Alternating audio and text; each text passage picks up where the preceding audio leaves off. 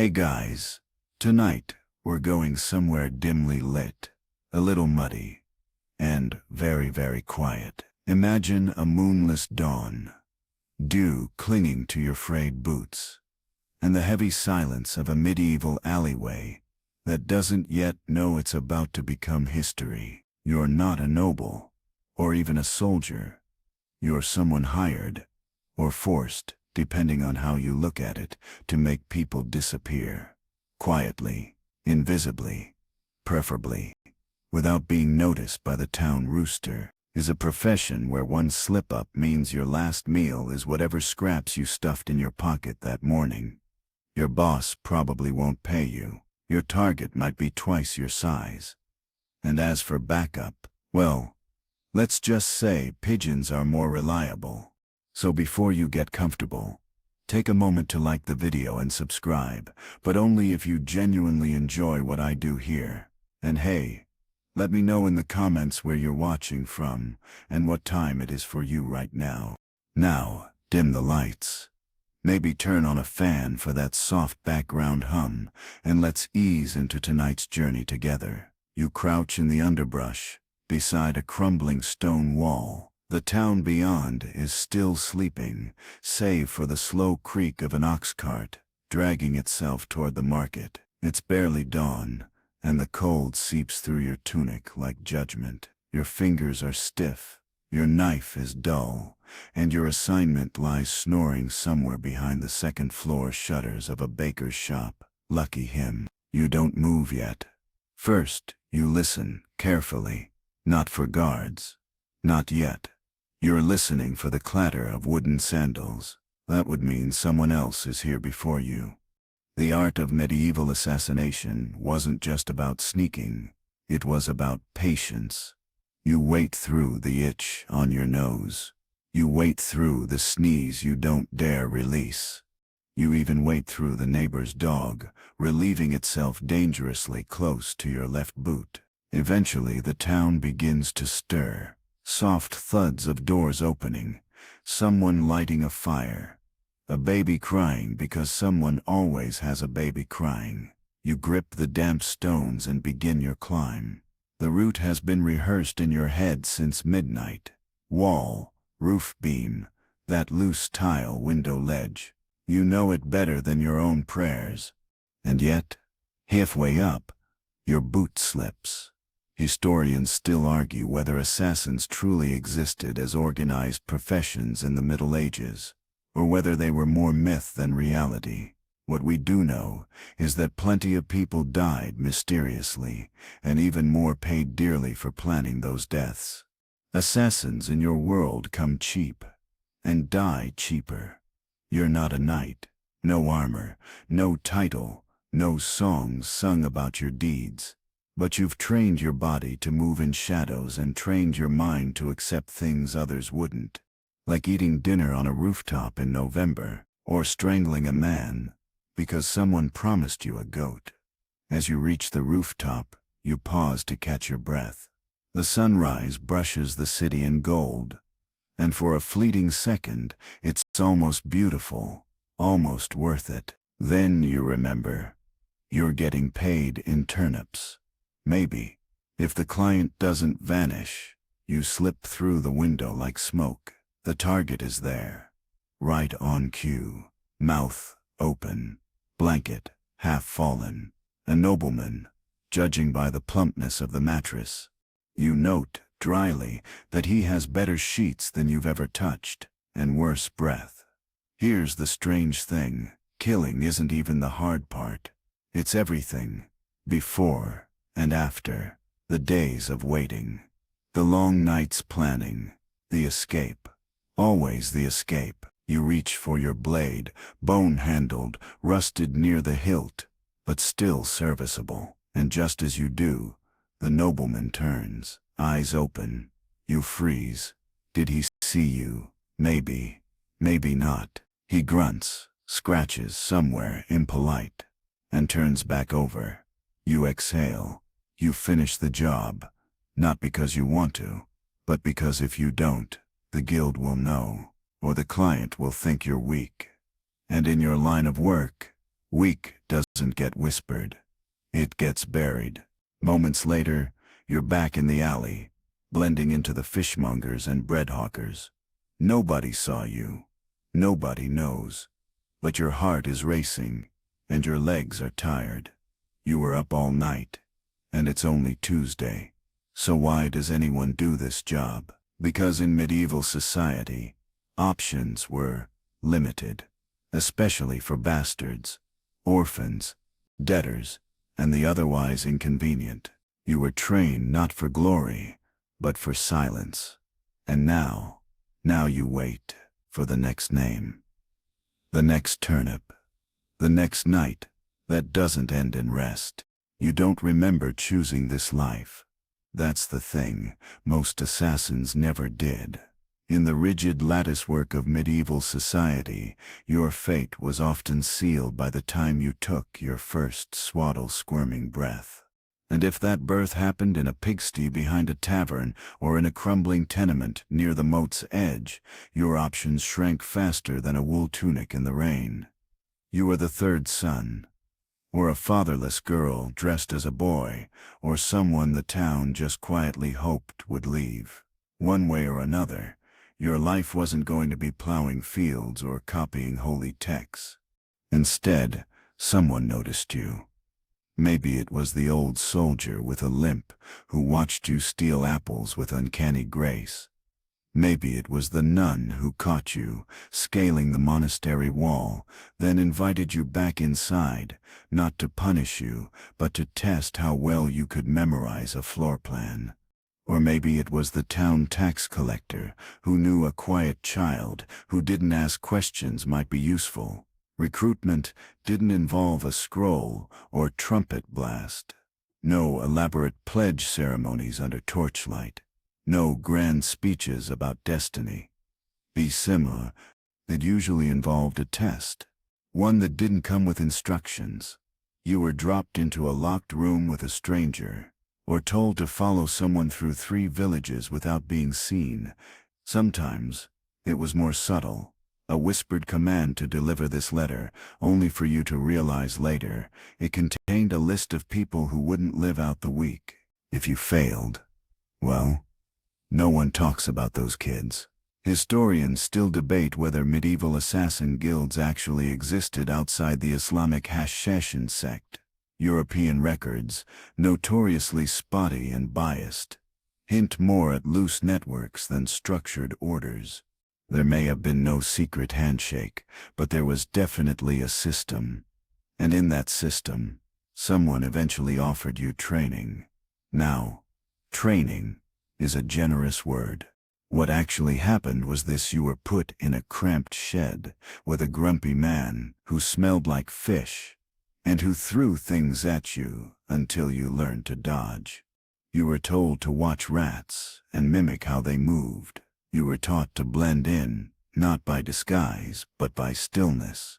Want to disappear at a feast, stand near the drunkest person, want to slip through a guarded door, pretend to be the servant fetching firewood. Meals were rare. Praise was rare. Most of your growth came from falling out of trees and being yelled at in 4 dialects. But you learned. You learned to move barefoot in the dark without stubbing your toe. You learned how to fake a sneeze to cover the sound of a lock clicking open. You learned to make eye contact just long enough to seem forgettable.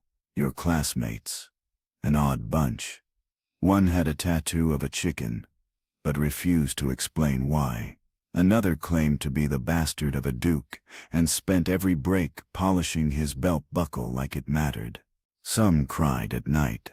Some talked to themselves. You learned early not to get too close. Eventually you were given your first job. Not a mission.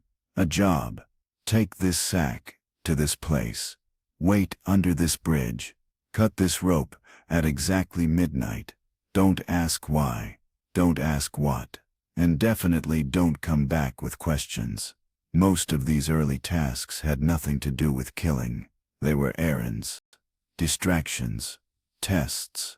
One day, you might hold a decoy lantern while someone else did the deed. Another day, you might play the sickly beggar to clear the courtyard. But eventually, inevitably, you would be handed a name, and that name would change everything. The ziffer's simple. There's something strange about the first time you're told to kill. You imagine it'll be a thunderclap moment. The sky darkens, your hands shake, the world holds its breath. But no. In reality, it's just someone handing you a piece of parchment, chewing something loudly, and saying, "You'll want to be quick." He's got guards. The victim? A merchant. Maybe guilty. Maybe not. Doesn't matter. You're not being paid to care. You tail him for 2 days. You watch him argue with his wife, scold his son, and haggle over fish. He's painfully normal. And then one night, you find him in the alley behind the bathhouse. He seems alone, drunk, and for the first time in your life, your heartbeat is louder than your footsteps. The knife feels heavier than you remember. Your hands don't shake, but they do sweat. And right before you strike, he turns around and says something like, "Do I know you?" No, he doesn't, but he does now. You don't sleep that night, or the next. You're not sad. Exactly. Just off. Like you're missing something. A hum you hadn't realized your soul made, now cut off mid-note. You try to feel proud. You did the job. You didn't get caught. But all you can think about is the way he dropped his coin pouch and how one silver piece rolled into a drain. Still, the next morning, your trainer says nothing, just tosses you a stale heel of bread and mutters, "Next one's trickier."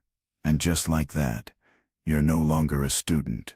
You're a blade in someone's belt, a tool they trust enough not to watch too closely, but not enough to tell you anything important. Welcome to the life. Hope you like long silences and small meals. You wake up with a sore back and crumbs in your hood. Again, it's your 3rd morning this week, spent curled beneath a broken cart behind someone's tannery. The air smells like spoiled leather and regret. Still, you've had worse. You check your satchel, one dull blade, a wax-sealed note you haven't dared open yet, and half a heel of something that once resembled bread. Breakfast, maybe. In your line of work, there's no such thing as a contract. Not a real one anyway. You don't get scrolls with seals or payment guarantees. There's no union, no pension, no company feasts, where people drink too much and sing off-key. What you get is this: a name, a vague location, and the implication that if you mess up, someone will be cleaning you off a cobblestone before the week is out. That note you're carrying? It was handed to you by a man with no eyebrows who whispered, "Burn it after reading. You haven't read it yet." You're trying to build up the courage and find a safe place with a candle, preferably without rats. So you wait, crouched behind a bundle of turnips at the market, watching your latest maybe client haggle with a pickle vendor. She's tall, impatient, and wears a belt knife sharper than yours. When she finally leaves, you follow, 4 paces back, weaving through the crowd like smoke in an open-air kitchen. She leads you to a well, ties her horse, drops something into the bucket. You wait until she's gone before fishing it out. It's a coin pouch and a chicken feather. Code, apparently. You shake it like it'll suddenly make sense. Historians still argue whether freelance assassination was widespread in medieval Europe or just a literary flourish used to spice up crime reports. What's more likely is that dangerous jobs were often done by the desperate disguised as personal disputes or accidental falls down wells, and you right now are living proof of the desperate class. Eventually, you open the wax-sealed note. It's a name you don't recognize, a crude sketch of a house, and 2 instructions: 1, before sundown; 2, no blood in the water. Simple, right? You don't ask why, you've learned. Curiosity gets people chained to walls, or dumped in rivers, or chained to a wall and dumped in a river. You fold the note, stick it under a rock, and head out. Your target lives across town, near the fish quarter. You blend in with a group of laundry women, trudging toward the riverbank. They complain about husbands, goats, and soap shortages. One offers you a dried fig. You decline politely. Trust no one, even the fig givers. When you reach the house, it's worse than expected. A 3-story timber frame, with nosy neighbors on every side, and a large fountain directly in front of the door. You now understand the no blood in the water clause. Great. So you do what you do best. Sloiter. Casually, of course. Maybe you're a lost apprentice. Maybe you're just admiring the very fine roof tiles.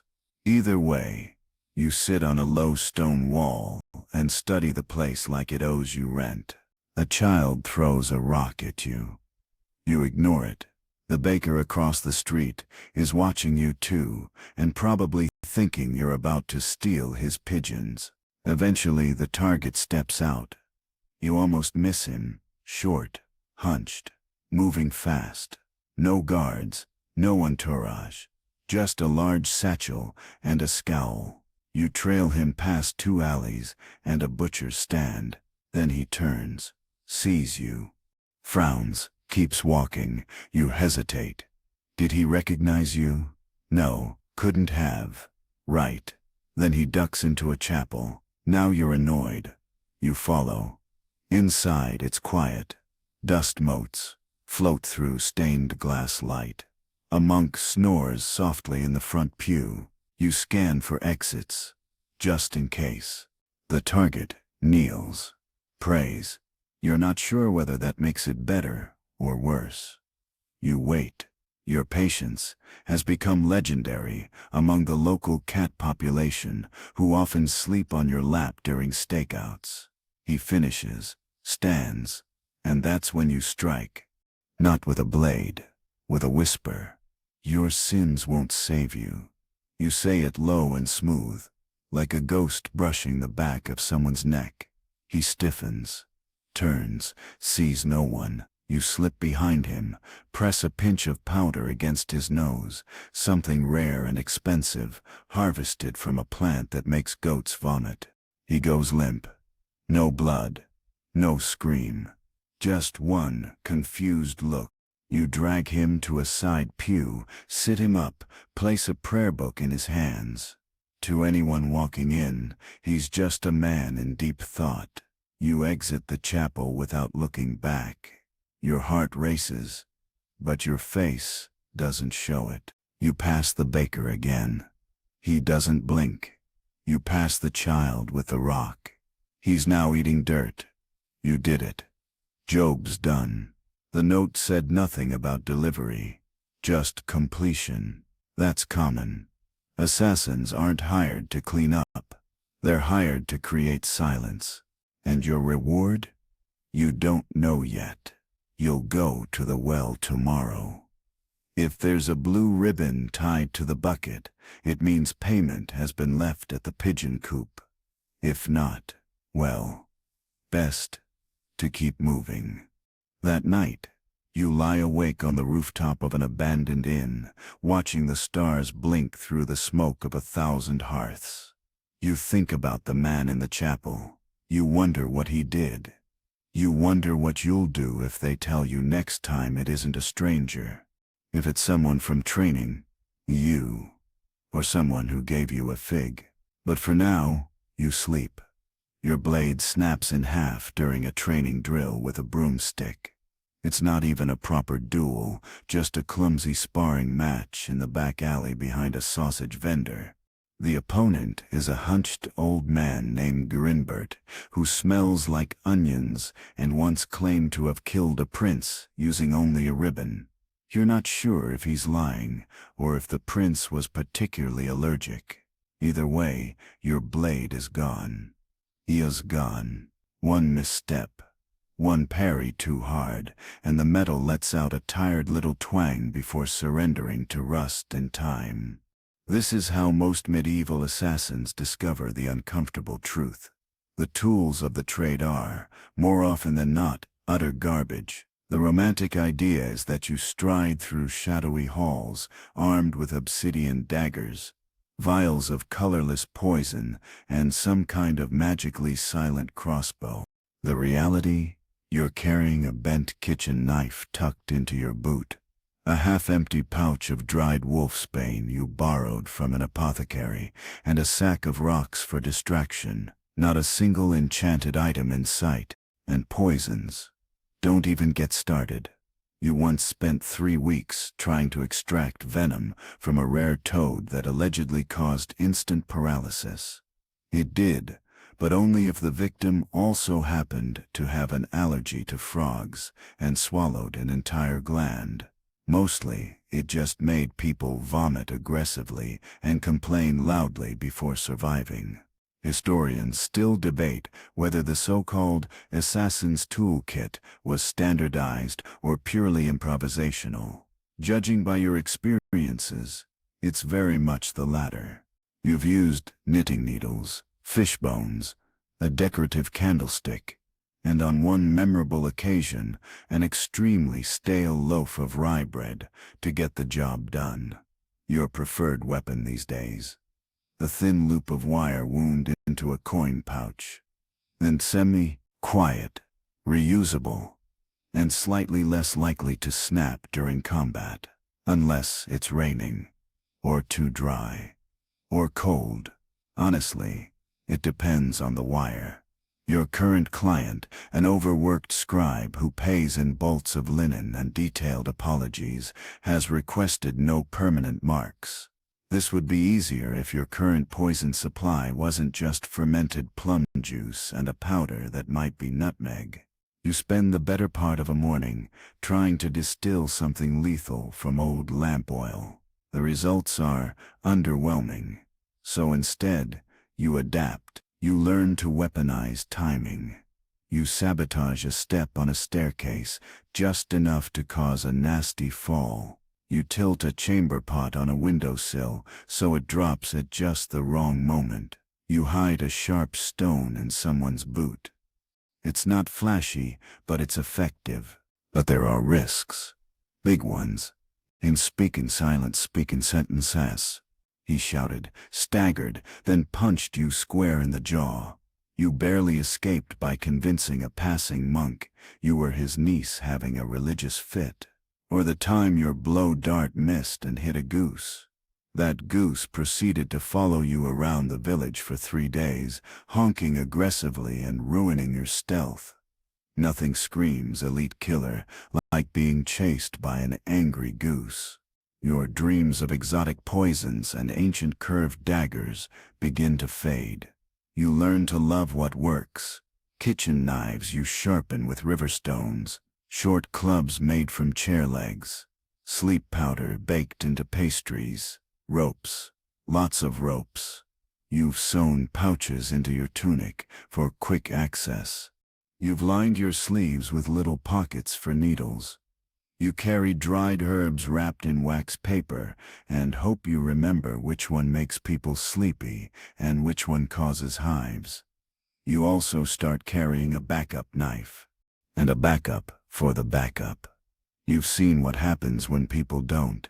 One time, during a job gone sideways, you had to fend off a noble's guard using only a meat skewer. You won, technically, but your hand didn't stop cramping for a week.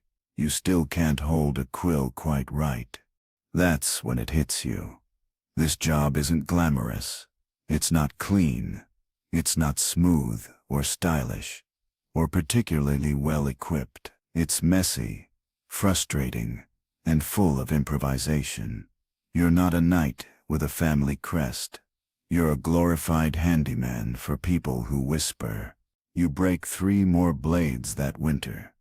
Each time you bury them like old pets, not because you're sentimental, but because a snapped weapon in the wrong hands can lead back to you. Eventually, A fence offers you a professional dagger, curved, shiny, with a hilt wrapped in dyed leather. It costs 2 months of pay, and comes in a box lined with straw. You use it once, on a melon, just to test it. Feels nice. Then you hide it under a floorboard. Too valuable to lose, too risky to carry. And so you go back to your trusty kitchen knife. Bent, slightly chipped, but oddly comforting. It's seen things, done things. You trust it more than you trust people. Because in this job, trust gets you killed, but a dull blade, surprisingly, just might save your life. You're given a new job, and with it, a new disguise. This time, you're a washerwoman. The tunic itches. The scarf smells like garlic and wet sheep, and the clogs are 2 sizes too large, one of them held together with twine and a prayer. You step out into the dusty side lane of the village, hauling a basket of linens that aren't even yours. This is your cover, and you must live it as if the fate of your kidneys depends on it. Because frankly, it might. Assassins in the Middle Ages didn't wear sleek black leather or masks with dramatic horns. No, they wore whatever didn't make people look twice. A dull cloak, a worn apron, a face that didn't smile too much. The goal wasn't to terrify, it was to blend in like wall fungus. Your trainer used to say, "You don't want to be remembered, you want to be misremembered." And nothing makes people forget you faster than dressing like someone who does laundry for a living. You hobble down toward the riverbank, where 3 real washerwomen are already slapping cloth against rocks and gossiping at full volume. One of them eyes you with suspicion. You nod. "Quiet, aren't you?" You nod again. She squints. "Well, just don't take my corner. I don't like people near my soap." You don't. She softens a little, maybe out of boredom more than kindness. "Watch out for the fishmonger," he pinches. You make a note. Not just for your safety, he might be useful later. This job isn't just about slipping knives between ribs. It's about constructing lives, no matter how temporary. That's the hardest part. Becoming someone else, and doing it so thoroughly that you start to forget where the real you begins. You've been a crippled pilgrim with a fake limp for so long that you sometimes catch yourself limping when you're alone. You've pretended to be a mute so convincingly that speaking feels like breaking a rule. Once, you pretended to be a novice monk for an entire week and accidentally started a minor theological debate with a bishop over lentils. Historians still argue whether medieval assassins developed these personas on the fly, or were formally trained in the art of deceit. In truth, both are probably true. Some learned on the job. Others, like you, were thrown into role after role until it became second nature. You start to see the world not as a collection of places, but of stages. And this week's stage smells like wet wool and cabbage stew. The house you're watching belongs to a minor noble, widowed, keeps to himself, loves his pigeons. Allegedly, your job is to get inside and place a small vial in his wine flask. Harmless if left untouched, not so harmless if swallowed. You've tested it. On pigs. The pigs did not survive. You spend the morning laundering things that don't need laundering, just to keep up appearances. Your hands are raw. Your back aches. The other washerwomen complain constantly. One is certain, her cat is cursed. Another insists that frogs are spies. Eventually the opportunity arrives. The noble's chambermaid, a sweet girl with a limp and a mole that could see its own shadow, carries a basket out to the river. You strike up awkward conversation. She's lonely. She talks. Soon, you're walking with her. Listening, laughing. She tells you about the pigeons. He keeps them in the upper loft. Sometimes he talks to them like they're people. She says he drinks red wine with every meal, even porridge. She says he's afraid of wolves, that he never locks the pantry, all useful. By mid-afternoon, she's invited you to come help carry linens back up to the manor, just for a moment, just to the kitchen door. You smile. Inside, it's quiet. The kitchen maid is asleep near the hearth.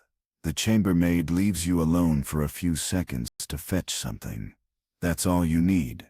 You find the bottle. Uncork. Pour. Pour. Pour. Pour. Pour. Pour. Pour. Pour. Pour. Pour. Pour. Pour. Pour. Pour. Pour. You walk back to the river. Pretend to scrub a tunic. Leave when no one's looking. That night, you sleep in a pigsty. Again. Your disguise smells so bad now that it's practically a second skin, but you keep it on. Just in case. Because here's the thing. This outfit has saved your life more than any weapon. When the town guard comes knocking, looking for a tall stranger with a foreign accent, they don't even glance at the hunched woman elbow deep in someone's underpants. They ignore you. They forget you. You are beneath notice. And that's your power. The next day, you pass by the manor again. A black cloth hangs from the window. The noble is dead. Unexpected illness, they say. No one suspects the laundress. You toss the disguise into the river. The scarf floats like a surrender flag. You're someone else now. Again. The notion of free time is a joke that never quite lands in your profession. You hear it sometimes, echoed by real townsfolk, people with chickens and family arguments and holidays that actually mean a day off. They say things like, "You must get a break between jobs," as if assassinations are tidy, schedule-bound errands.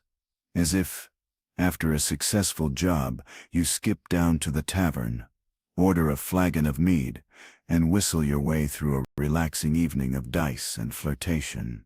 Not quite. Here's how time actually works for a medieval assassin. You wait and wait. And then, without warning, you panic. In theory, there are gaps between assignments. Days where no names are whispered into your ear, no odd coins change hands under butcher stalls. But those days aren't peaceful. They're paranoid. Because when you're not working, you're disposable. You're a loose end, a liability. Someone who knows too much and is currently not earning their keep. So what do? You keep moving. You change inns every night. You learn to sleep in strange places, haylofts, monastery porches, hollowed-out tree stumps. You develop a fondness for places that smell bad enough to keep everyone else away. And in the absence of murder, your time fills with the strangest tasks. There's always something to fix, clean, or fetch. You've scrubbed latrines at a hilltop fortress for 6 days straight. Once, just to maintain your cover. You've peeled turnips in silence while waiting to poison someone who never showed up.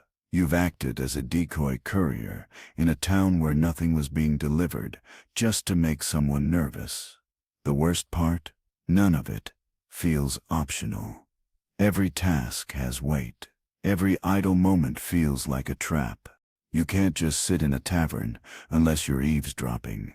You can't walk the market unless you're tracing exit routes. Even bathing becomes strategic. Historians often paint medieval assassins as shadows, figures of swift violence and mythic silence. But shadows don't eat. Shadows don't catch colds. Shadows don't accidentally stain their only tunic while sneezing in the middle of a butcher's stall. You do. 1 week, you're in a sleepy river town, pretending to be a mute pot mender. There's been no word from your contact, and your job consists of repairing cracked jugs no one wants anymore. You get blisters. You get sunburned. You get bored enough to count geese. Then, you get summoned. Not by a secret knock or a coded letter. No, someone just walks past and drops a chicken feather at your feet. You groan. That night, the message arrives. A name, a loose sketch, a time, but not the usual how. That's on you. You spend the next day walking the target's route, twice, 3 times, 5. You start baking bread in the kitchen of a nearby tavern just to keep close. You burn yourself twice. All this just for access. And when the moment finally comes, it's ruined by a passing goat. You slip. The target escapes. You sprain your wrist. Back to waiting. There's a rhythm to this life, but it's erratic. Like a drum played by someone who's never touched an instrument and is being chased by bees. You start making lists to stay sane. Lists of who owes you favors. Lists of who might want you dead. Lists of herbs that definitely aren't poisonous, despite what the peddler swore. You write them in invisible ink, usually lemon juice or crushed garlic. Your hands smell terrible, but your secrets stay safe. Sometimes, to pass the hours, you gamble. Not with money, you have none. You gamble with guesses. Will the tavern bard sing the knight and the lady for the 3rd night in a row?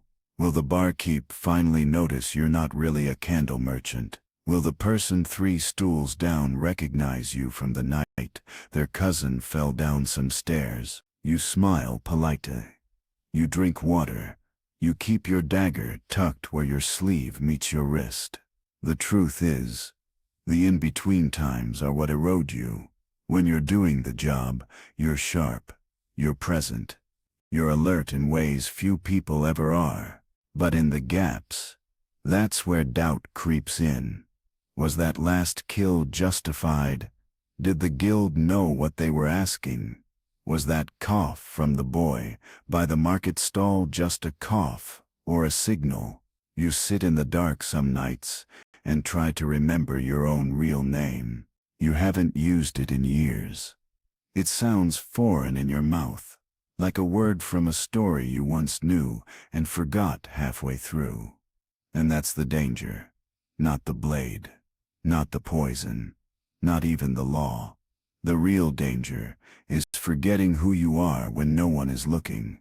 When the job is over and the disguise is off, and you're just you, whoever that is now. One night, you share a fire with a shepherd who offers you soup and doesn't ask questions. You nearly cry. Not because it's good soup, it isn't, but because someone gave it to you without a catch. He talks. You listen. He asks your name. You tell him the first one that comes to mind. It feels nice.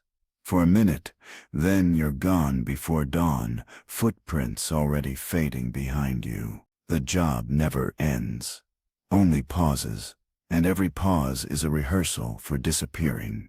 Tonight, you sleep with one eye open, again, not because you stare expecting an ambush, though that step's always possible, but because you have grown allergic to the concept of trust. In your world, no one just knocks on your door. Doors are kicked in. People arrive through chimneys or not at all. And even silence feels like it's listening. Your sleep has become a series of brief surrenders, punctuated by the slightest noise, a shifting beam, a cough in the distance, the rustle of someone or something stepping where no one should be. You've slept in root cellars, under ox carts, in church crypts, and once, in a disused bread oven. You've made pillows out of potatoes, blankets out of horse feed. You've learned to wake at the sound of your own name, even when it's whispered by a stranger in a dream. Tonight's bed is a loft above a cobbler's shop. The stairs creak, the roof leaks. And you've set up 3 exit strategies, 2 of which involve jumping. The door is barred. The window is wedged with a candlestick. Your dagger is strapped to your thigh, with the same twine that once held together your only decent pair of shoes. You've hidden a smoke pouch in your sock, just in case. Because one of the cardinal truths of this life is simple. Someone is always watching. You don't know when, or how, or why, but you learn to assume the presence of eyes and ears, especially ears. That's why you haven't spoken your real name in nearly 6 years. Historians still debate how paranoid assassins really were, or whether we've over-romanticized their need for secrecy. But the record does show an unusual number of sudden disappearances, inexplicable suicides, and royal food tasters with unusually short lifespans. Not all of them were victims. Some were professionals like you, whose only mistake was letting their guard down for one soft second. You used to think you'd get used to it. The constant watching, the way your heart stutters when someone lingers too long behind you in a tavern, the way you check your drink for bubbles or unusual swirls. You used to think it would get easier. It doesn't. You meet a lot of people in this job, but you don't meet friends. You meet contacts, targets, rivals, and middlemen who smile too much. You meet widows who might be clients, bakers who might be informants, children who are definitely pickpockets. Once, you thought you had a friend, a fellow blade, trained like you, shadowy and efficient. You shared a fire once, a roof, a laugh. 2 nights later, they stole your kill, and your purse, and your spare boots. Lesson learned. Now you don't share fires, or roofs.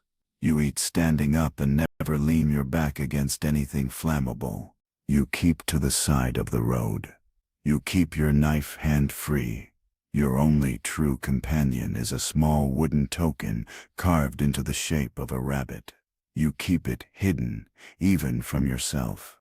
A reminder of what? You're not sure anymore. Maybe that you were once someone gentler. Maybe you knew someone who was. It's the little things that get you, though. Like the old man at the well who always nods at you, even though you've never spoken, or the barmaid who never asks your name, but always gets your drink right, or the child who, unprompted, once handed you a wilted flower and ran away. You carry those things like scars, quiet memories you can't afford to keep, but can't bring yourself to throw away. They rust in your mind, tarnish on your soul. Because the worst thing isn't being alone. It's staying alone. It's realizing that anyone who gets close to you is either a liability or a future name on a piece of parchment you'll be handed one rainy evening. So you shut down. Not dramatically, just little by little. You stop asking questions. You stop saying thank you. You stop making eye contact unless you're gauging distance. You master the art of being invisible, even in conversation. You begin to disappear from your own life. And yet, something of you always remains. Maybe it's the way you hum old songs when nervous. Maybe it's the way you still help animals out of traps when no one's looking. Maybe it's the way you draw little suns in the dirt with your boot while waiting for clients. You don't know what that part of you is called anymore. But it's there, quiet, waiting. Tonight, as you lie on a pile of straw and stale regret, listening for creaks in the floor below, you think of that rabbit token. You wonder why you haven't thrown it into a fire. You wonder if, deep down, you're hoping for someone to find it years from now and wonder who it belonged to. You close your eyes. You drift. You listen, because sleep isn't about peace anymore. It's about readiness. The job seems straightforward. Slip into a manor during a feast. Leave one nobleman slightly less alive than he began the evening, and vanish before the roast goose was served. It was the straightforward ones that always turned out the worst. You studied the target for 3 days. Then studied the peered, minor lord, with a fondness for wine, women, and loudly announcing his own importance. His estate was modest, but guarded by men who looked more competent than they probably were, which, frankly, made them more dangerous. Incompetent men can be predicted. Overconfident ones get creative. Still, the route was clear. You'd use the fishmonger's cart to block the eastern wall view, slip through the servant's gate when the kitchen boy left for herbs, and scale the outer gallery to enter via the third-floor storeroom. In and out, no noise, no fuss. But as you crouched behind a hedge, watching the lanterns flare and the noble guests arriving in their feathers and silk, something shifted. A group of musicians arrived, and among them was someone you recognized. Not from the guild. Not from training. No, this was someone much worse. The target's cousin, a man you'd once nearly assassinated by mistake. In a case of tragically similar mustaches, you'd let him live, barely. Now here he was, older, richer, with slightly less facial hair and eyes that scanned the crowd with professional paranoia. You adjusted your route. No more eastern wall. You circled south and scaled the stone arch that led to the stables, crawling along its top like a nervous cat. A stable hand looked up once. You froze. He scratched his chin and wandered off. You exhaled. Inside, the manor was chaos. Musicians tuning, dogs barking, cooks shouting over boiling pots. You weaved through it all in the guise of a scullery maid. Your hair was pinned. Your dress was patched. Your face wore the bored grimace of someone who spent all day plucking poultry. No one noticed you. That part worked. You reached the stairwell, took 2 flights up, and entered the storeroom, only to find it already occupied by another assassin. He was younger, leaner, and holding a pair of throwing knives like they were extensions of his fingers. He looked surprised, then irritated. You blinked. He tilted his head. For a long moment, neither of you moved. Finally, you both did the exact same thing, rolled your eyes. "A sperm not here for your guy," you muttered. "Good," he whispered. "Mine seps in the music room. Mine seps in the dining hall. Stay out of my way." Same. You parted like 2 alley cats with mutual respect. Barely. Historians still debate whether medieval assassins ever had turf wars or overlapping assignments. Officially, no records confirm it, but the silence speaks volumes. Who'd admit to sending 2 killers after the same mark? You waited outside the dining hall, pressed flat against a tapestry of a hunting scene so poorly stitched that the deer appeared to be tap dancing. Inside, laughter roared. Goblets clinked, and your target shouted something about tax revenue. You checked your tools. No blade this time. Too loud. Instead, you'd laced his goblet earlier with something that wouldn't kill immediately, but would send him stumbling to the garderobe where you'd be waiting. It almost worked. He stood, wobbled, declared the venison treasonous. Then he turned and began staggering not toward the garderobe, but toward the back garden. You swore, silently. Now you had to improvise. You trailed him through the hall, past confused guests, and a very startled poodle. He stumbled outside and collapsed near the fountain, groaning dramatically. Perfect. You stepped forward, just as someone screamed. Not at you. At him. Apparently, this noble had a very possessive mistress, and she'd just discovered him, mid-stagger, muttering another woman's name while vomiting into her prize rose bushes. She slapped him. He fell over. She called for guards. Now you really had to go. You darted behind a pillar, just as 2 guards bolted past. They picked him up, still retching, and began dragging him back inside. The mistress followed, weeping into her lace gloves. Your moment was gone. You stood there for a second, hidden by ivy, seething in the most dignified way possible. And then, because fate has a sense of humor, you heard footsteps behind you. You spun, expecting the second assassin. It was worse. It was the cousin. He stared. You stared. Recognition bloomed like a nosebleed. He opened his mouth. You ran. Down the garden path, over the stone wall, across the fishmonger's cart, apples flying into the alley where your horse waited, chewing a bootlace. You didn't look back. You didn't collect payment. The job was a failure. No kill, no coin, just another scar on your reputation. But you survived. And in your profession, that's sometimes the only metric that matters. That night, you slept in a hayloft near a village that hasn't heard of your target. You clean your nails. You feed your horse. You eat a raw turnip in silence. No one talks about the jobs that go wrong.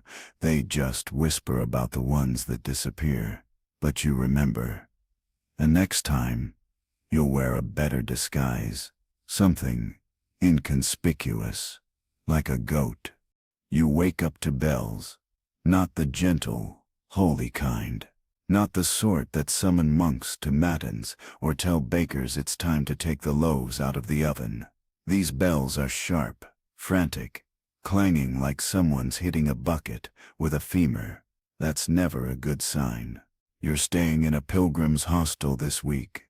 Well, pretending to. Your pilgrimage is mostly an excuse to wear robes and carry a walking stick long enough to conceal a thin blade. The innkeeper calls you Brother Gervais. You've forgotten what alias you gave the other lodgers. It doesn't matter. You keep your eyes down and your lies simple. But when the bells ring, everyone rushes to the window. Thoth. Riot? Thoth. Thoth. Thoth. Thoth. Thoth. Thoth. Thoth. Thothi. You already know they're looking for someone, and that someone might be you. So you do the only reasonable thing. You join the search party. You grab a bucket, empty, and run down the street alongside the other townsfolk, shouting, "Where is he?" And this way, I saw movement. No one questions your enthusiasm. It's hard to accuse someone of being a fugitive when they're helping catch one. The trail leads to the chapel. Of course it does. You slow your pace. That's where you left something, or someone. It was meant to be simple. A quiet job. A cleric, who knew too much about who paid for what. He was corrupt. Everyone said so. But he wore the robes. And in this town, that made him sacred. So when his body was found slumped over the reliquary, face down in the gold leaf of St. Godelive's donation ledger, people noticed. You blend into the crowd as they push into the chapel, gasping at the scene. Some cry, others pray. One man tries to steal the candlesticks. You mutter a prayer and slip out the side. Assassins in medieval Europe had one great fear, greater even than failure, and that was sanctuary. The church was not just a place of worship, it was a political minefield. If your work touched the church, even accidentally, you invited attention from people who wielded both swords and scripture. Historians still argue whether killers respected sanctuary out of fear, reverence, or practicality. Most likely, it was fear of what came next. Ecclesiastical courts, public excommunication, or worse, being handed over to the Inquisition. And so, you run. Not far, just far enough. You find an alley, duck behind a pile of broken crates, and breathe. You've made a mistake. A big one. You've violated one of the only unwritten rules in your trade. Don't mix faith with blood. Even worse, you've sparked interest. That night, you sleep in a mill, hidden beneath a sack of barley that smells vaguely of mildew and regret. You dream of bells. You dream of robes. You dream of the cleric turning his head and asking, "Why me?" You don't have a good answer. The next morning, you leave town. Not dramatically, quietly, like someone heading out to market. You walk the main road for a while, then cut through the woods. You pass a shrine carved into an old oak tree. A faded icon of the Virgin stares at you. You bow, not because you believe, but because it feels polite. You need cover, fast. So you do something you swore you wouldn't. You head to a monastery. They take you in, of course. Pilgrims are rarely turned away. You say little. You accept bread and broth. You work in the garden, pulling weeds and pretending you don't know how to kill a man with a carrot. It's quiet, too quiet. And then, one afternoon, you hear your name, not your real name, one of the ones you thought was retired. A monk whispers it as he walks by, just once, soft, like a prayer. You freeze. He doesn't stop, just keeps walking. A bald man, with hands stained from ink. Later, you find a note under your bowl. One word: repent. You leave that night. Not because you're afraid, because you know a warning when you see one. You're not the only one who hides in robes. There's a whole network, quiet, invisible, whispering through abbeys and pilgrimage roads. Some of them are watchers, some are silencers, and some are waiting for people like you to slip up. You're beginning to suspect the church knows more than anyone gives it credit for, and you're starting to realize if they ever come for you, it won't be with swords. It'll be with forgiveness, and that might be worse. The note was short. Just 5 words. Use the garden. No noise. You'd been paid half in advance, always a bad sign, and promised the rest upon successful application of silence. You'd done worse for less. But this time, the method was up to you, and you didn't feel like bleeding anyone tonight. So you turned to your favorite backup. Poison. Not the dramatic kind. Not belladonna, or arsenic, or any of the usual suspects that scream murder in the coroner's ledger. No, this one was local, humble, and in the right quantity, perfectly fatal: monkshood. Also known as aconite, also known as that purple flower the goats keep avoiding. You'd found the patch growing wild behind a disused shrine, half shaded by yew trees, and carefully ignored by every village child. You plucked it with gloves on, ground the roots into a paste, and stirred it into a sticky, bitter solution that looked like soup gone wrong. It had to go in the wine, and the wine was inside the target sip's house. So you needed a way in. Enter the garden. The manor had a modest walled plot, a pride and joy vegetable patch with 2 rows of wilted cabbage, 1 confused melon, and an elderly gardener who hummed off-key while picking beetles from his beans. You watched him for a day, learned his rhythm. Every afternoon, he napped beneath the arbor for exactly 32 minutes. That was your window. You crept in over the back wall with your satchel, your paste, and your patience, slipped between hedges, under drying lines, past the world's sleepiest chicken, and reached the back door. Locked, of course, but you'd prepared. From your boot, you pulled a set of tension rods and picks carved from bone. Not elegant, but effective. 30 seconds later, you were inside. The kitchen smelled like turnips and regret. You found the wine decanter easily, half full, dusty neck, pewter stopper. You stirred the mixture in with a carved wooden stick, watched the swirl, set a small sardonic toast, and then, because you've learned the hard way, you cleaned the stick, the stopper, the counter, left no trace but a single droplet on the edge of the cutting board, which you licked off purely out of spite. You were gone before the gardener finished snoring. Historians still argue about the sophistication of medieval poisons and whether trained killers had regular access to them. The truth is, most of it came down to knowing your weeds. Apothecaries guarded their recipes like dragons. Peasants, however, had entire oral traditions built on what not to eat. You'd learn by doing. And by watching a pig collapse during an early test batch. The poison would take hours to work, which gave you time to leave. Quietly, unseen. You didn't even wait for confirmation. You rarely do. If the client was satisfied, they'd leave a marked coin under a particular gargoyle in the square. If not, well, that was their problem. You spent the evening on the roof of a granary, listening to frogs and oiling your boots. The stars came out. Somewhere nearby, a lute played a song about love and barley. You thought about the target. A man with no known crimes, no scandalous past. Just someone whose continued breathing had offended the wrong person. You tried not to care. Thoth. But the next morning, the coin was there. So was a second note. Next time, something slower. You laughed. A dry, tired sound. You pocketed the coin, tossed the note into a brazier, and wondered, not for the first time, how many people you'd helped kill using ingredients found in someone's soup garden.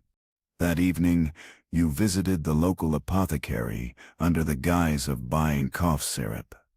You studied the jars: fennel, valerian, henbane, poppy seed. You smiled politely. You asked for horehound tea, and you stole 2 roots from the monk's hood jar when his back was turned. Just in case. There's something no one warns you about when you enter the business of quiet exits and whispered deaths. Even assassins have workplace drama. It starts harmlessly enough. You hear rumors, casual, toothless little things. A contact in Bruges who took too long. A guild apprentice who lost a client's payment under mysterious circumstances. Someone who vanished entirely after asking the wrong question at the wrong tavern. At first, it's all at a distance. You smirk, you shrug, you go back to oiling your wire. Then it gets personal. You receive your next message, not in a letter or whispered passphrase, but baked inside a hollow loaf of rye. Inside is a crumpled scrap of vellum. Your services have been duplicated. Attend the baker's cellar at dusk. You sigh. This isn't the first time this has happened. In theory, there's a coordination network that ensures no overlap. One job, one blade. But though theory doesn't always survive contact with money. Some clients are impatient. Some are greedy. Some just want to see which assassin finishes the job first. It's called parallel contracting. Among assassins, it's also called the worst idea since flaming arrow duels. You arrive at the cellar just after sundown. It's dark, moldy, and smells faintly of old onions and newer betrayal. A single candle flickers at the far end. And beside it, you've seen her before. Once, briefly, at a guild gathering 2 winters ago. She wore a green sash and a smirk that made half the apprentices nervous. Her name is Mirette, or Marin, or something like that. You never asked. She's good. Too good. She doesn't look surprised. Still breathing. I see, she says, not looking up from her whetstone. Barely, you reply, leaning against a barrel that's probably full of pickles. You both hold out your parchments. Same name, same location, same deadline. You stare at each other. Flip for it, you offer. I do not carry coins, she says, too loud. Silence. Then she sighs. Let's not kill each other. Yet. You nod. Fair. You agree to split the job. She handles infiltration. You handle extraction. Clean, professional, for now. But you're already thinking 2 moves ahead. Because here's the truth. The guild pretends it's organized. It isn't. It's a mess of overlapping circles, splintered factions and grudges as old as rust. There are rules, yes, but no enforcement, no court, just whispers and revenge. You've seen it before. 2 assassins hired for the same job. One succeeds. The other gets creative. Suddenly, accidents start happening. Poisoned ink, tripped stairs, crossbow bolts aimed just slightly wide. At first, historians still debate whether formal assassin guilds functioned like trade unions or underground cults. Most likely, they were neither. Just loose affiliations based on need and distrust, bound together by shared enemies and even more shared secrets. And secrets don't stay quiet forever. Over the next 3 days, you work with her like 2 wolves stalking the same trail. You avoid each other's methods. You cover each other's exits. You speak only when necessary. It almost works. Until the client changes the terms. You receive a second message. Short, unmistakable, only 1 payment. You read it 3 times. Then you burn it. You meet her that night, on the rooftop, across from the target's manor. The moon is full. The chimneys puff, gentle smoke. Somewhere below, a drunk man sings a sad ballad about spoiled mead. She's already waiting. Got the message? She says without looking. Yeah. She doesn't say anything for a while. Then, you want to do it together, and split the coin. You shake your head. Don't trust splits. She grins bitterly. Me neither. Another pause. Then at the same moment, you both laugh. Because you know what's going to happen next. The job goes ahead, as planned. Elegant, efficient, silent. The target doesn't suffer. The maid doesn't notice. The dog, unusually, doesn't bark. But only one of you collects the payment, and the other vanishes. For days you check your shadow, watch your food, sleep with one eye open and a dagger under your tongue. You don't know if she's coming for you. You don't know if she's waiting. You don't know if you'd do the same in her place. Be. No, you do. You would. Because this job, it's personal, not because of the targets, but because of the people standing next to you on the rooftop. You survive by being better, and by never ever forgetting who else carries a blade. The job was simple. Get in, scale the abbey wall, sneak across the roof, and listen through the stained glass window for a whispered exchange about something secretive, probably treasonous, maybe profitable. It was not supposed to involve your boot getting stuck in a drain pipe. You'd planned it carefully, studied the patrol patterns of the night watch, timed the bell tolls, greased the hinges on the cloister door, even bribed a nun, politely and discreetly, with a wedge of cheese to leave the gate unlatched. Everything was going fine, until you were halfway up the mossy stone of the north transept, one leg dangling into the night sky, the other wedged into a medieval plumbing solution, never designed to accommodate human boots. You wiggled, you twisted, you cursed internally in 4 languages. That's when the bells started ringing again. Not for you, at least. Not yet, but the rhythm was wrong. Not prayer bells. Alarm bells. Someone else had triggered something. Someone louder, clumsier, or worse. Someone unexpected. You froze. A moment later, you heard footsteps. Not guards. Soft, souled, rhythmic, trained. Another assassin. You've seen it happen before. Overlapping contracts are one thing. But multiple infiltrators converging on the same intelligence at the same time, that's rare. and rarely ends peacefully. You finally yank your foot free, minus some dignity, and roll onto the roof, landing behind a statue of Saint Clement, who watches you disapprovingly through chipped marble eyes. Across the way, a shadow moves. You recognize the gate instantly. Not hers again. Not Mirette. No, this one's new. Taller, broader, masked. You flatten yourself against the roof tiles and watch him crawl toward the window you were aiming for. Quiet, efficient, precise. You're not in the mood to compete, but you also can't leave, not without knowing what's going on.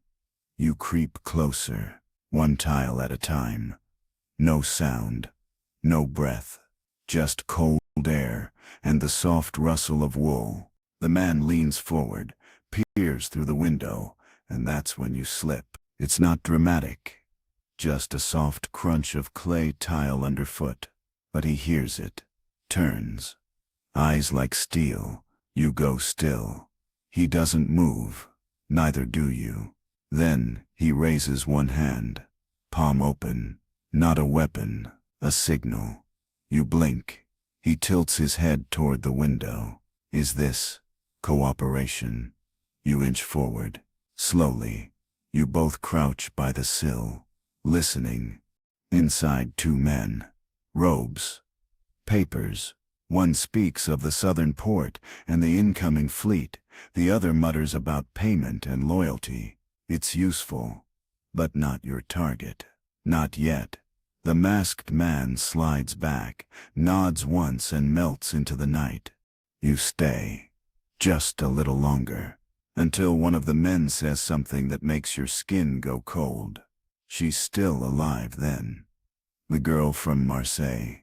The one who walked out of the fire. You don't know why that matters, but you know you need to tell someone. Problem is, you've burned most of your contacts. Either metaphorically, or in the case of that one blacksmith, literally. So you leave a message, carved in code on a wooden slat, tucked under a loose plank in a stable 3 towns over, a place where messages go to wait, like forgotten children or old debts. Historians still argue whether medieval espionage networks were as advanced as later ones, but records do show drop points, invisible ink, ciphers, written in prayer books, and you've used all of them. You climb down the abbey wall, footsore, pride bruised, but alive. You limp back to your inn, bandage the scrape, and eat a bowl of something hot and suspiciously fishy. And then, because you have nothing better to do, you return to the abbey the next day, as a tourist, a pilgrim, just to see.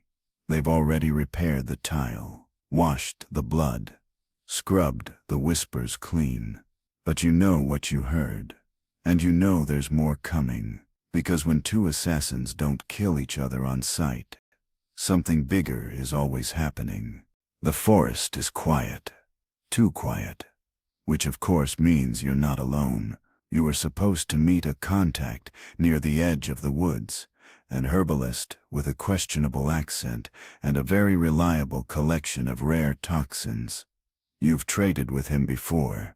He once sold you a paste that could paralyze a grown man in 4 seconds. He also once sold you licorice root, labeled death bark, so mixed reviews. You arrive early. As always, perch in a tree.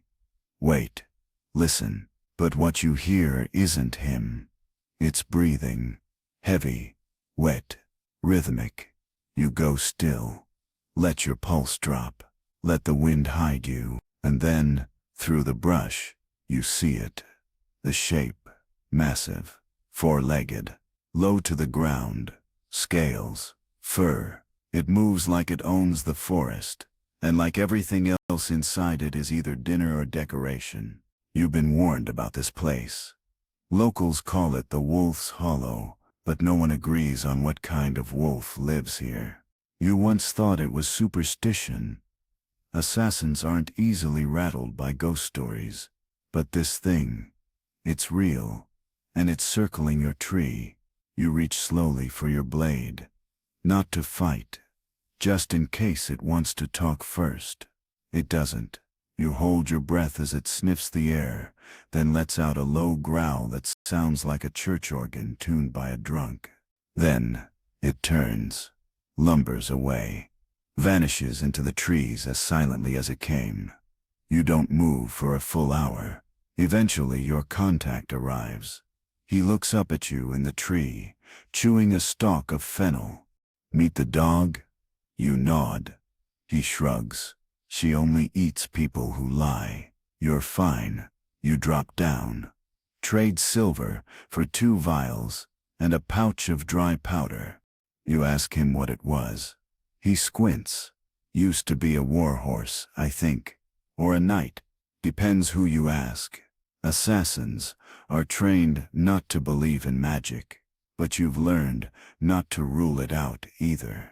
Historians still argue about medieval bestiaries and whether any of the mythical creatures listed, manticores, basilisks, forest dragons, were based on real animals or just terrified imagination. But every assassin has a story, something they saw in the woods, something they don't talk about until they're half drunk or half dead. You once heard a veteran claim he was tracked by a bird with human eyes for 2 days. Another said she was followed by a mist that smelled like honey and rotted meat. You never believed them, until now. Back on the road, you travel fast. The target's estate is 2 towns east. A merchant lord who's grown too curious about guild activities and recently hired a scribe with arms like a soldier and eyes that never blink. You're meant to make it look like illness. But all you can think about is that thing in the forest, how it looked at you, how it knew.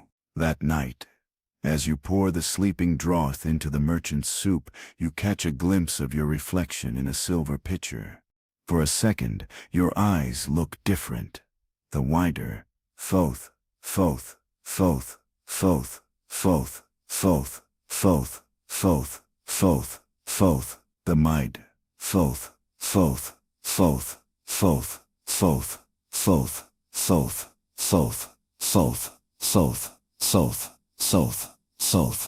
On your way back, you take a different route, longer, less wooded. You don't mind, because you don't want to see it again. But you know it saw you, and you know you're still being followed. You're supposed to be killing someone. Instead, you're watching them feed goats. This wasn't part of the plan. This wasn't even supposed to be a plan. The manor gatekeeper was meant to be a minor obstacle, someone to slip past or knock unconscious on your way to the real target. A corrupt tax collector who skimmed off enough to afford 2 mistresses and a bathhouse tiled in gold. You had everything prepared. Entry point. Escape route, timing down to the quarter bell, a textbook hit. Then you saw her, the gatekeeper, and she smiled at you. Not a seductive smile, not even a friendly one, really, just warm, real.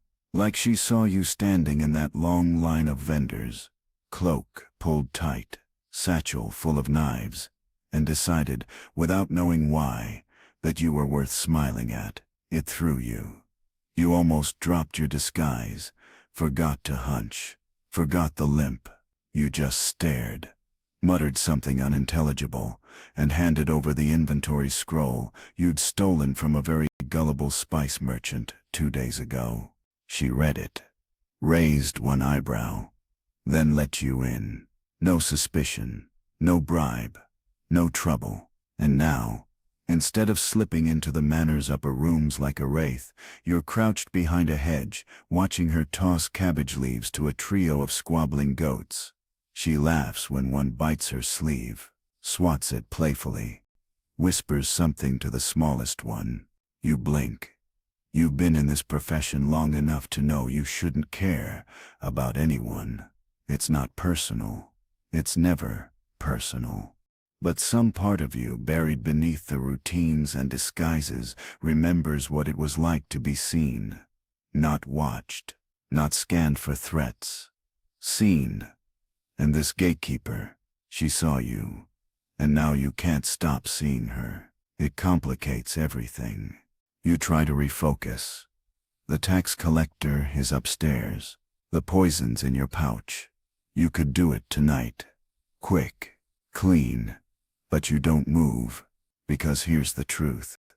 You don't want to disappear right away. Instead, you show up again, the next day, in a different cloak, different face, different role, a broom maker's apprentice. She recognizes you, doesn't say anything, just nods, smiles. You sweep the same section of the courtyard for half an hour, pretending to frown at splinters. She offers you water. You take it. You talk. Her name is Hélène. She grew up here. Her mother died of fever. Her father taught her how to shoot a longbow and how to avoid being cheated at dice. She's guarded the gate for 3 years. No one's ever tried to charm her way past, until you laugh. She pretends to scowl. You're in trouble. Assassins aren't supposed to fall in love. Not even a little. Not even with the idea of someone. It's not just impractical, it's dangerous. Every connection is a weakness. Every heartbeat you feel for someone else is one less beat focused on survival. And yet, you keep coming back. Different roles, different pretexts. A tinker, a herb peddler, a visiting cousin of the cheese merchant. She doesn't blow your cover. Not once. She just smiles, offers you goat milk, teaches you their names. There's one called Button, one called Commander, one just called Goat. You start dreaming of her voice, of that soft huff of breath when she laughs at your terrible lies. You almost forget why you came. But the tax collector doesn't forget you. Someone tips him off. Maybe a guard. Maybe a jealous lover, maybe the second assassin who never got paid. One night, he sends men to your rented room. You hear them coming. You vanish into the garden before they arrive. But she's already there, waiting. Hélène doesn't ask questions, just pulls you into the goat shed and locks the door. You spend the night listening to her breathing beside you, pressed between hay bales and the damp scent of animal fur. It's the safest you've felt in years. The next morning, she hands you a key. "Third door on the left upstairs," she says. You have 5 minutes. You hesitate. She shrugs. "I never liked him anyway." You do it. Swift. Painless. He never even sees you. You leave no trace but an overturned inkwell and a missing ring. You meet her at the gate. She doesn't smile this time. "Go," she says. "Don't come back." You want to explain, to say something meaningful, but she shakes her head. "You're good," she says. "Too good. That's the problem." You leave. You don't look back. Months later, in another town, under another name, you hear that the goats all got out and terrorized the local bishop. You smile, and for the first time in a long time, it hurts. You enter the tavern with your hood down and your guard up. It's a small place, more smoke than structure, lit by a hearth that hasn't been cleaned since the last monarch's reign. The floor's sticky. The air smells like spilled ale, old onions, and ambition gone stale. And across the room, sitting alone at a corner table, is another you. Not literally, but close. Black cloak, gloves on, hunched posture, the look of someone calculating escape routes between sips of mead. You spot the blade tucked behind the boot. The not quite innocent tilt of the head. The way they scan the room once, precisely, and never again. Assassin. You knew it the moment you walked in. You didn't expect to find one here. This was supposed to be a place where you could relax, Just a little. Get a drink. Get warm. Maybe get a lead on your next job. Instead, you've walked into a mirror.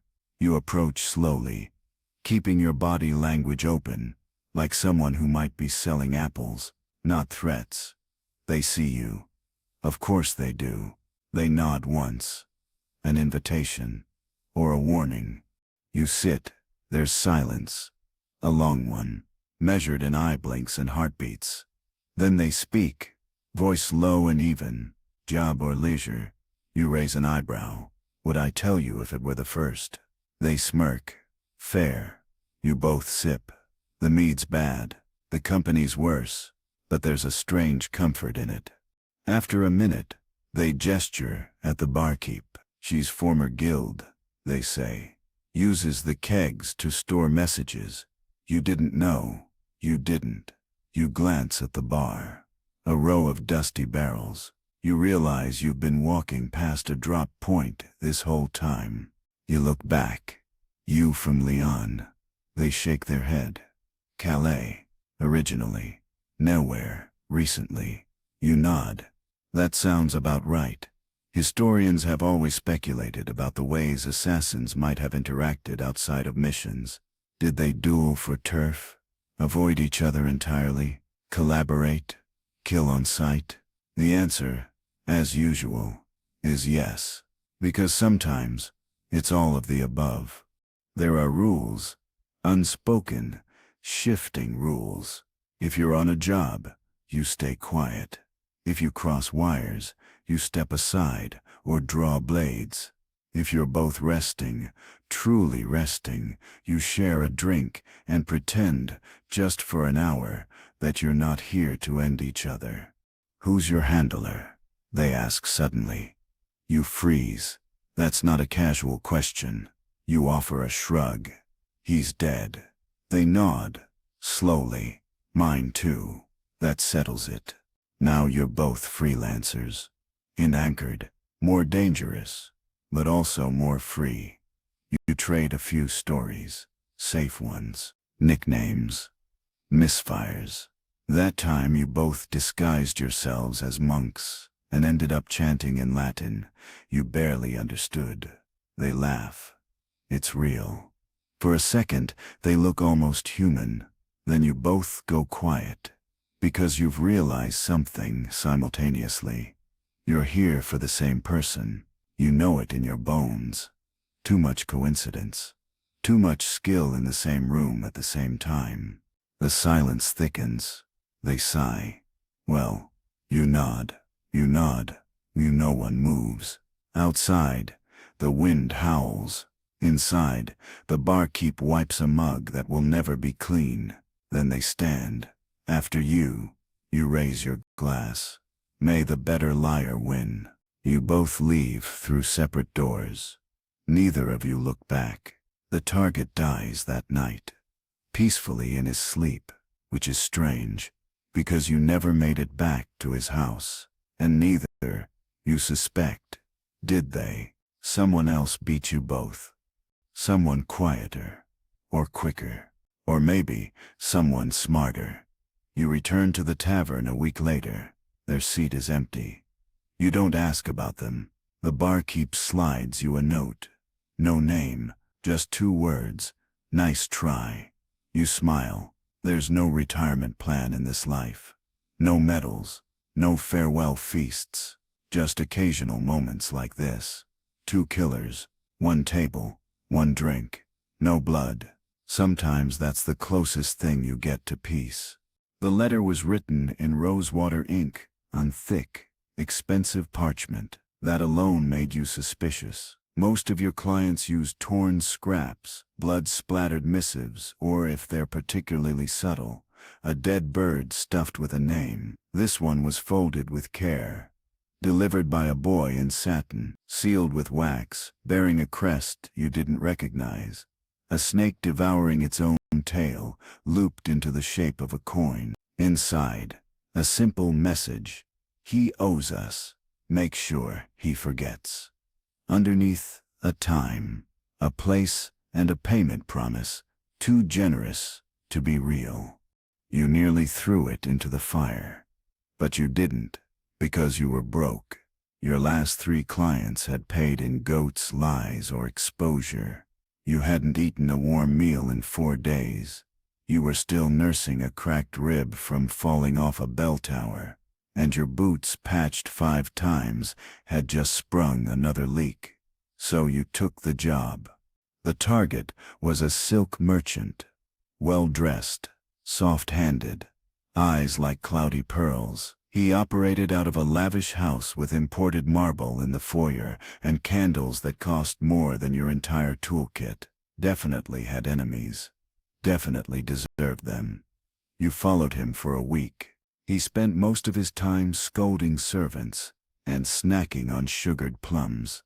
Occasionally, he met with shadowy figures in alleyways, but always smiled afterward, like someone who'd just gotten away with something. You decided to act during his bath. It was a quiet job. Drop a little blend of dream root and vine flower into the steam. He'd breathe it in, fall asleep, and never wake up. No blood, no struggle, just silence. But when you arrived, someone was already there. Not a rival, a maid. Old, stooped, humming. She looked up, smiled. He hasn't paid you either? You blinked. She held up a folded kerchief. Inside, a ring. The merchant's ring. You're late, she said. But I suppose we can split it. She told you everything. The merchant had been hiring people like you for years. Killers, saboteurs, spies. Promised them riches, secrets. Absolution, paid half. Never paid the rest. Some disappeared. Some didn't. She'd been with him longest. His nursemaid once. His cleaner. His accountant. She knew where the bodies were buried, because she'd dug a few of the holes. So when she said, "Let's settle the debt," you didn't argue. You burned the merchant's ledgers, unlocked the vault, took what you could carry. The guild, if they asked, would hear only that the job was done.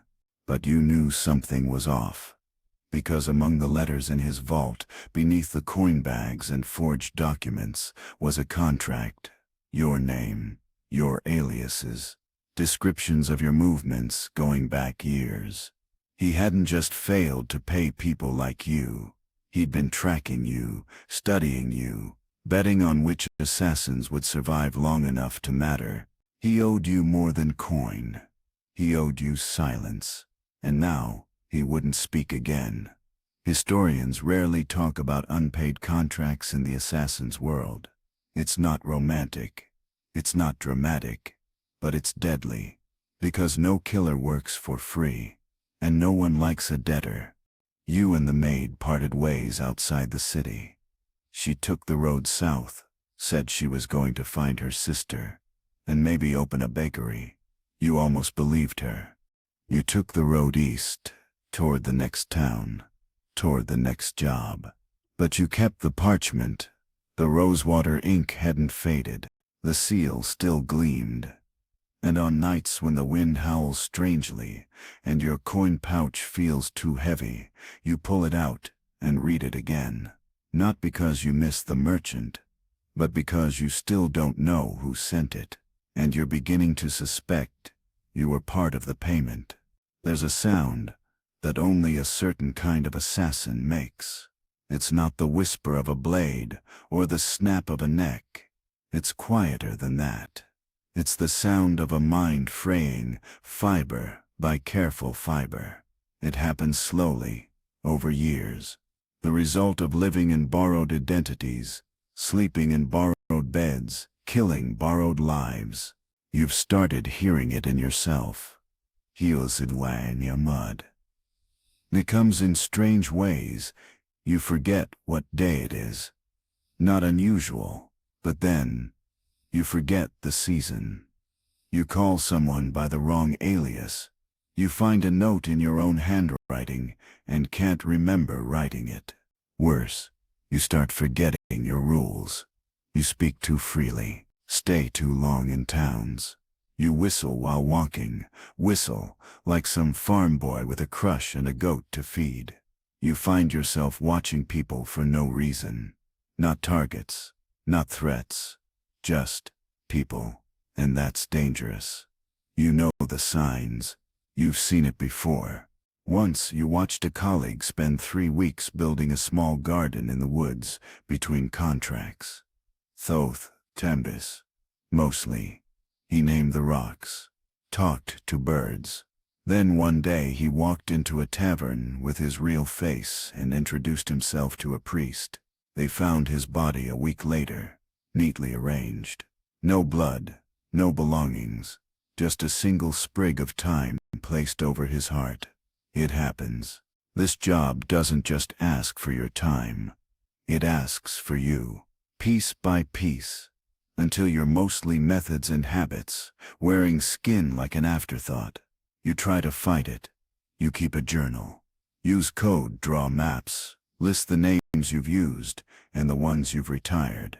You reread it often, terrified you'll forget the line between who you are and who you pretend to be. But it's harder than it used to be. Last week you spent 3 days posing as a tavern bard. You sang songs, real ones. Off-key, sure, but heartfelt. The patrons clapped. One old man cried. You felt something. You don't know what. And now you miss it. That feeling. Historians rarely talk about mental health among hired killers, mostly because assassins aren't expected to live long enough to go mad. But those who do, they don't tend to retire into peaceful countryside life. They drift. They unravel. Some try to become monks. Others become myths. A few turn their blade inward, quietly, efficiently, like any other job. You wonder sometimes what your end will look like. Not in a morbid way, just curious.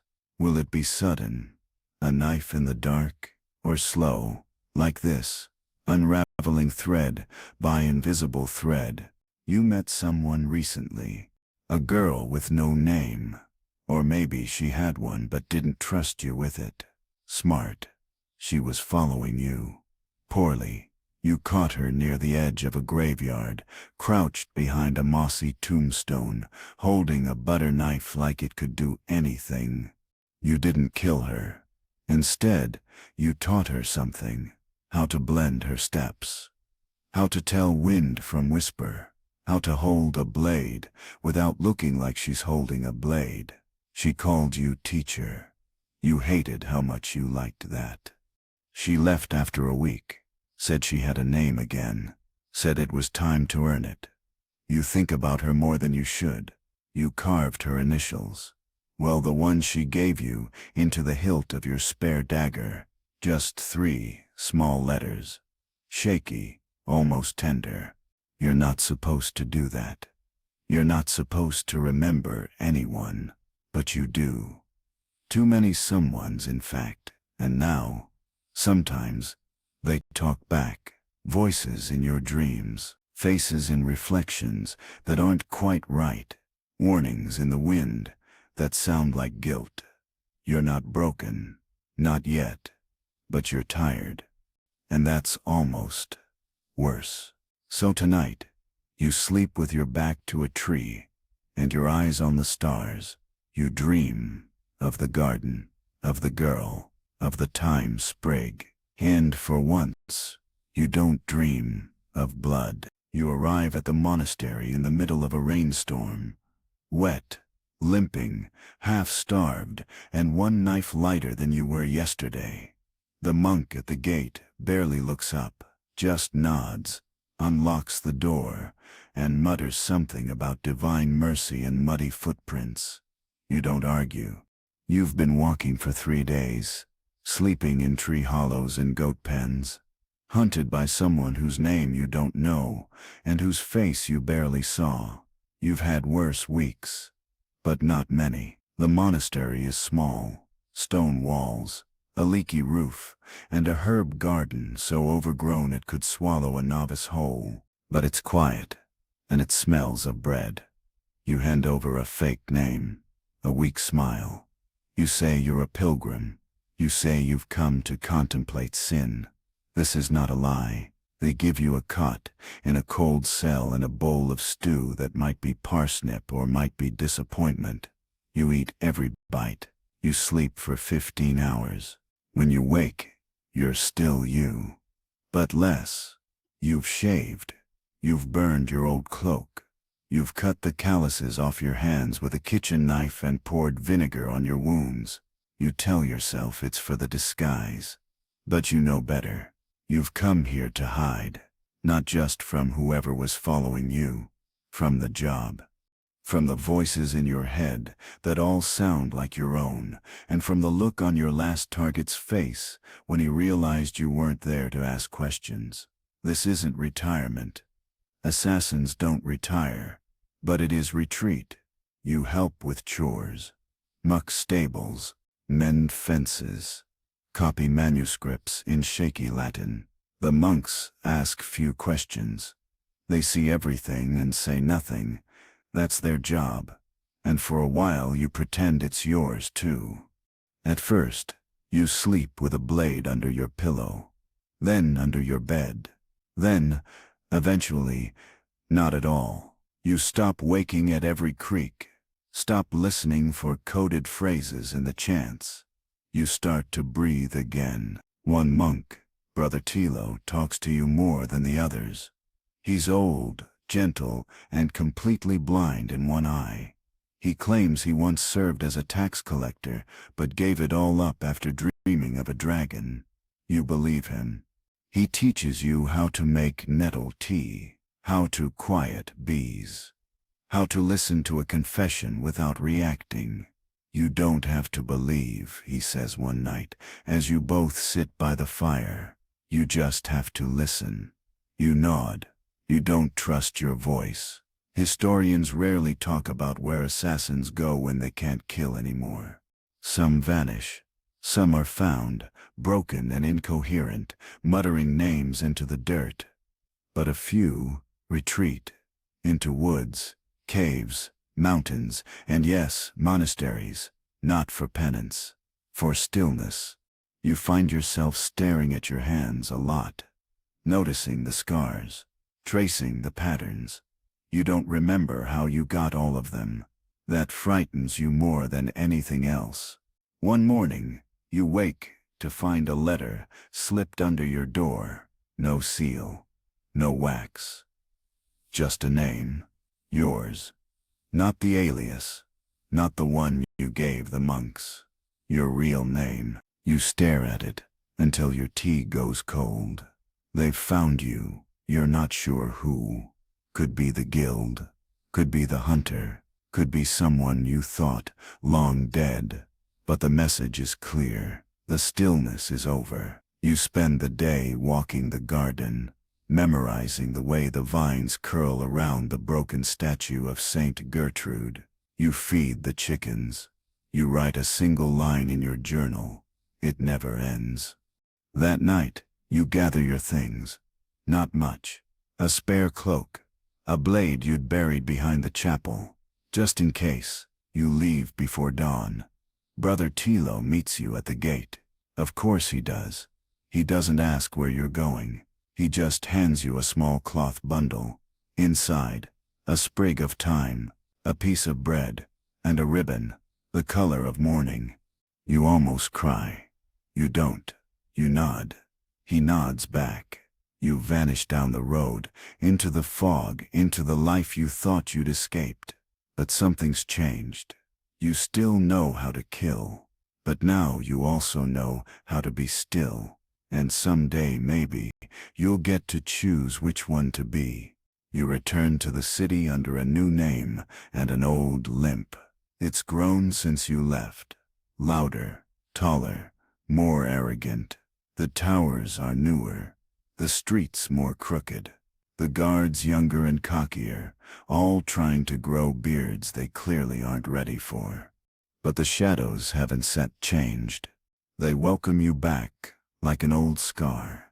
You pass by familiar alleys, taverns that once pretended not to know you, market stalls, where your coin was always good and your presence always ignored. But no one recognizes you now. That's the point. You're back because the cycle has started again. The work, the whispers, the jobs. But this time, something's different. You're not here to kill. You're here to teach. It begins the way these things always do. Someone taps your shoulder in a crowd. You follow them, down a stairwell, into a room with no windows. There's a boy waiting. 17. Thin. Jumpy. This is him, you ask. The contact nods. Knows how to climb. Silent when he wants to be. No parents. No debts. Just angry. You remember being that boy.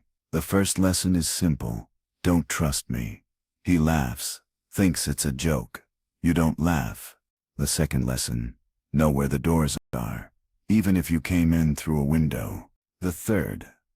If someone offers you wine before a job, don't drink it. Ever. You don't know why you agreed to this. Maybe it was guilt. Maybe it was that moment in the monastery when you realized you'd become a ghost in your own story. Or maybe, selfishly, you just wanted someone to remember you. And he does. He watches you closely, learns quickly, asks too many questions. You ignore most of them. You give him a name to use. Not his. Not yours. Not yours. Just a placeholder.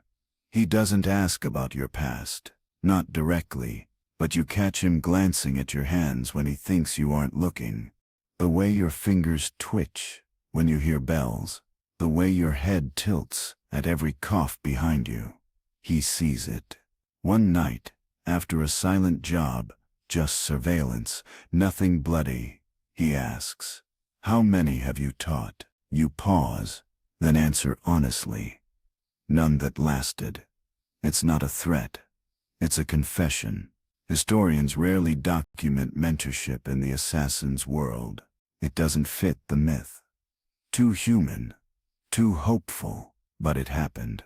Sometimes. In quiet places. In candlelit rooms where knives and wisdom were passed together. You make him train with dull blades. You make him eat things that shouldn't be eaten. You make him steal his own boots back from a rival. He complains, but he learns, and one day, you let him take the lead. Just a simple follow job. A crooked merchant. Middle of the market. Full crowd. He fails, gets too close, makes a sound, alerts the target. The merchant bolts. The boy panics. And that seps when you see it. The real moment. Not fear, not hesitation. Adaptation. He melts into the crowd, loops around, regains the trail. When he reports back, out of breath and furious, you smile, you stare getting there. He grins. It's the kind that hurts to look at. Too open, too new, like a window in a locked room. You know what's coming. One day, he'll surpass you. One day, he'll stop needing you. And one day, he might be the one holding the contract. That's the unspoken rule of teaching this craft. You pass on the skills, the habits, the scars, and in doing so, you make yourself replaceable. You wonder if your old teacher knew that. You wonder if you were his replacement. Probably, but for now, you teach him how to disappear in plain sight. How to leave a message under a chipped brick. How to tell the difference between someone who wants to hire a killer and someone who wants to kill a killer. He listens. And that's enough. For now. The road is soft beneath your feet. Muddy from last night's rain. Quiet in the way that only a forest path can be when it's seen too much and said nothing about it. You're not running. Not this time. You're walking. Slowly, without a disguise, without a target, without a weapon drawn. The boy, your student, has gone south. You sent him away with coin, instructions, and a warning you didn't explain. He didn't argue. He's ready now. And you're not sure what's next. Your name, your real one, hasn't been spoken aloud in years. You whispered it into a well last week, just to hear how it sounded. It echoed back like someone else's memory. In your pack, there's not much.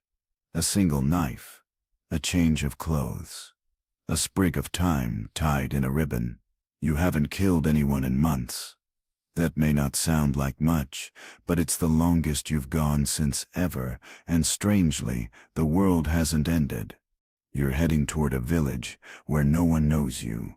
You might stay there, or pass through. You haven't decided. The thought of making decisions for reasons other than survival is so new, it feels like a foreign language. You pass a family on the road, oxen cart, giggling child, woman humming to herself as she stitches. They nod politely. You nod back. They don't flinch. They don't see you. You realize something. Maybe you're not that person anymore. Maybe that's why they didn't notice. You spend the night in a field. No trap wires. No decoy fire. Just the stars. You fall asleep listening to wind in the grass and wake to birdsong instead of shouts. You start to believe this might last. You start to hope. And then, at dawn, as you break your bread and sip cool stream water, you hear a voice, familiar, soft, not real. It says, "We're never really done." You smile, because that voice, it's yours. A younger version, paranoid, sharp, always ready to slip back into the old ways. But not today. You've earned this walk, this soft horizon, this moment where no one is watching and nothing needs to die. You rise, sling your pack over your shoulder, and keep going, towards something not quite peaceful, but close. So now you're walking too, at least in your mind. Through that muddy path, between soft trees, into a place where no one knows your name, and the air doesn't taste like danger. Maybe you're carrying your own burden. A past you don't talk about. A list of mistakes written in silence. That's okay. There's something oddly comforting in knowing you're not alone in your tiredness. That even the ones trained to vanish, to kill, to never feel anything at all, eventually long for stillness. Not redemption, just rest. Let the rhythm of footsteps carry you. Let the thought of a soft bed of moss beneath your back wrap around your spine. Let the quiet rustle of wind through leaves remind you that there is a world outside the mission, outside the mask. Tonight, you don't need to disappear. You're already gone from the things that chased you. The shadows behind you have softened. The edges of your thoughts are no longer knives. Just air, just memory, just sleep. So let it come now, softly, without struggle, like slipping into a place where no names are needed and no alarms ever ring. You've made it through the hard part. And now, just like that assassin stepping into a new life, or maybe just one more peaceful morning, you can close your eyes. You're safe here. No one's following you now, not even yourself. Good night.